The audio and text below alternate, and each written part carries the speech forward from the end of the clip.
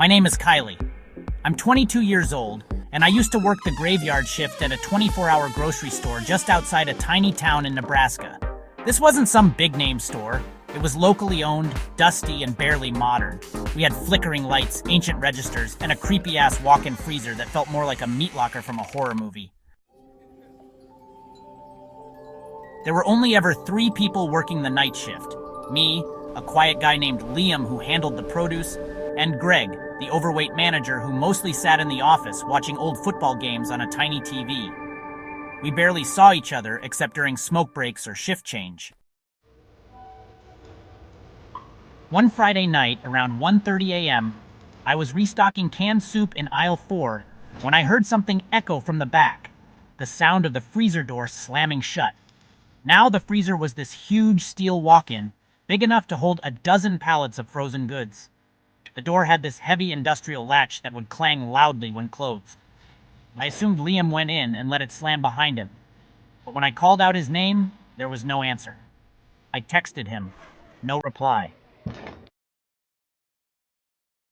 Curious, I made my way to the back. The freezer door was wide open. Inside was dark and silent, fog from the cold air rolling out like smoke.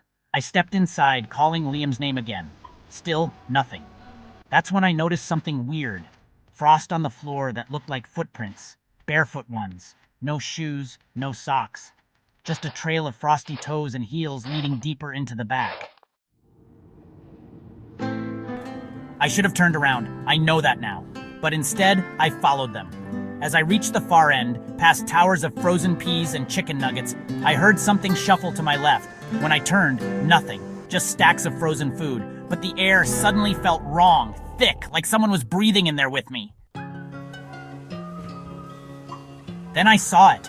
A figure crouched behind a crate of frozen meat. Pale, thin, barefoot, wearing what looked like a hospital gown. I froze.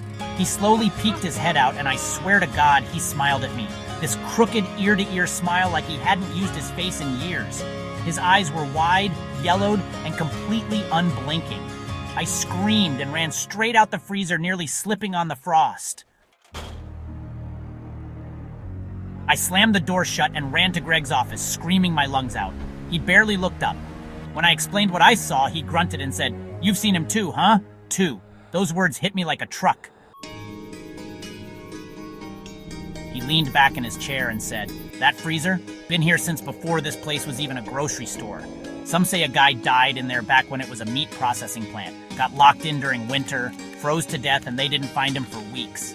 Now every few months, someone sees him wandering in the back." I couldn't believe how casually he said it, like it was some boring legend. I demanded to see the cameras.